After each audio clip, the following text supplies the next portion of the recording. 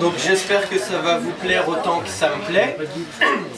Ça s'appelle Quel avenir pour les artistes ultramondistes que nous sommes, par Alexandre Mansa. Je croyais que les artistes ça existait pas. Il y a beaucoup de questions dans le monde que j'aimerais explorer. Et l'art est pour moi la forme d'expression appropriée. C'est une façon, d'une part, de produire une pièce qui donne du divertissement et du plaisir. Mais en même temps, c'est aussi quelque chose de provoquant, qui doit amener les gens à se poser des questions.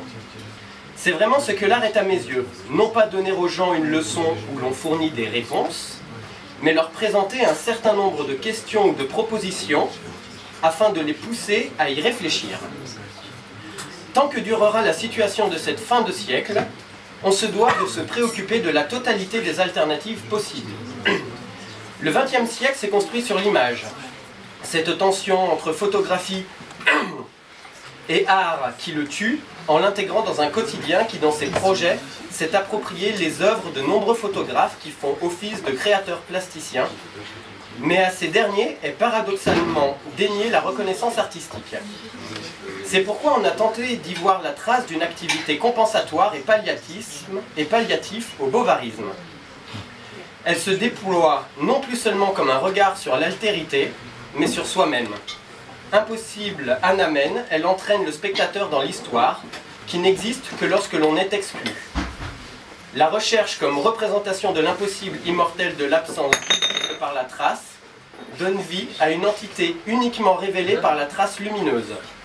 L'image s'instaure, partie intégrante de l'observateur, comme principe d'incertitude. L'aventure photographique devient une projection personnelle et mythique à la fois du photographe dans un voyage spatio-temporel. Où que nous mène l'extrémité qui est la nôtre, on ne peut se passer de s'intéresser à la somme des problématiques envisageables. Il fait sortir la photo hors de son cadre, aussi bien en ce qui concerne sa diffusion sociale que pour les quelques réflexions esthétiques qu'elle a suscitées. La photographie semble aussi condamnée à végéter en marge d'un médium beaucoup plus puissant qui s'est développé à partir d'elle, le cinéma.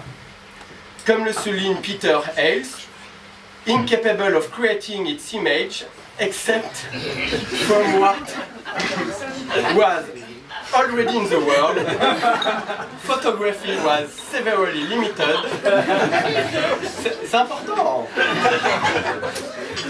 As a utopian medium. Quelle belle langue le français.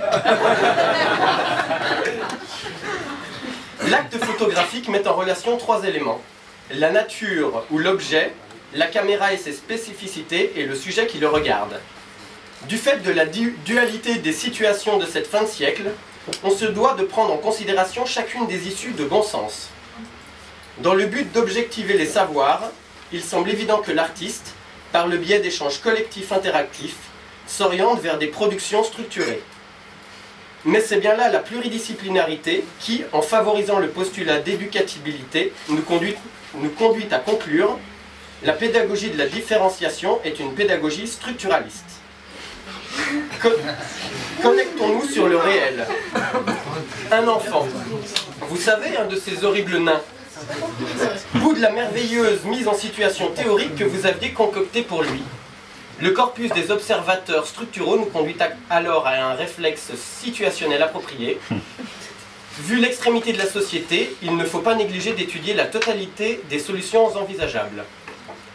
La contribution du grand homme à des projets de service public, institutions culturelles principalement, qui doit mener à l'harmonie sociale, joignant le reste à l'écrit, l'homme laisse son empreinte sur le paysage.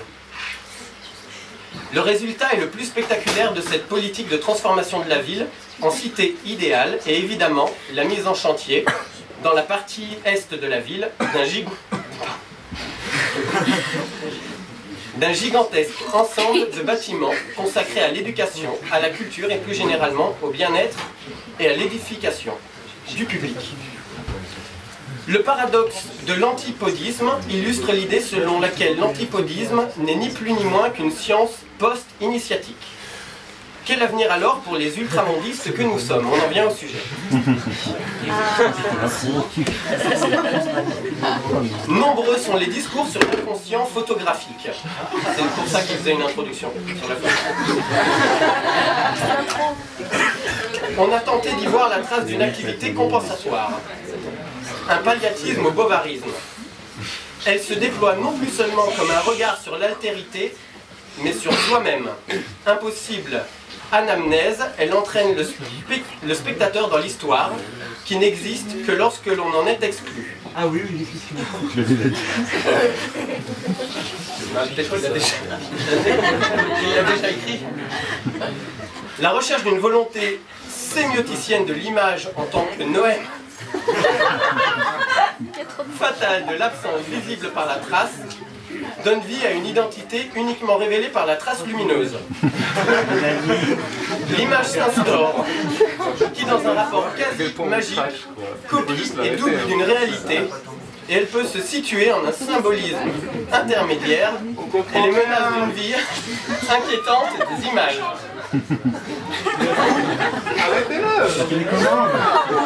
Pour reprendre des termes littéraires, serait passé à la mimésis de l'analogie qui joue sur l'axe de la contiguïté vers l'abstraction. Mais laissez-le parler! L'aventure photographique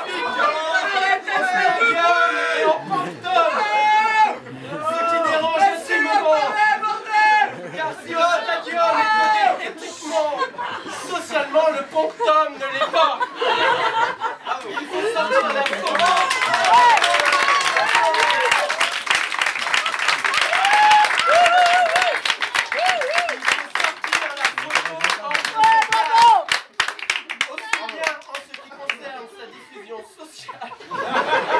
Que pour la réflexion esthétique qu'elle a suscité. Beaucoup de gens condamnés à végéter en marge d'un médium beaucoup plus puissant qui s'est développé à partir d'elle, le cinéma, l'acte photographique met en relation trois éléments, la nature et l'objet que sont la caméra, couille et la spécificité du sujet qui le regarde. Nombreux sont les discours sur la conscience photographique. Sécurité, s'il vous plaît. Par la implication matérielle de cette démarche suppose on a été tenté d'y voir la trace d'une activité compensatoire, un palliatisme au prout-bovarisme. Dans cette progression historique, il y aura eu tout le poids de la réflexion déconstructive.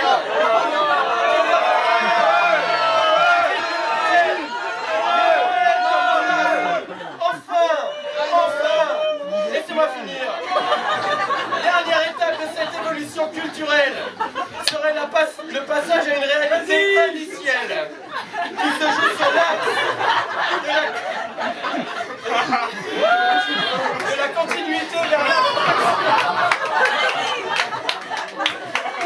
l'aventure photographique devient une projection. Oui. Du photographe dans un voyage spatio-temporel. Pour D'Arthez, l'approche subjective, ce qui dérange intimement, car si le stadium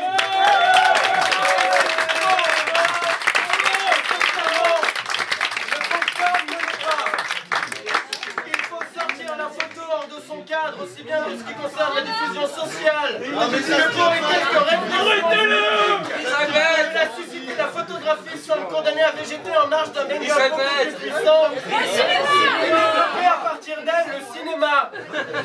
L'acte photographique met en relation trois éléments, la nature ou l'objet, la caméra et sa spécificité et le sujet qui regarde.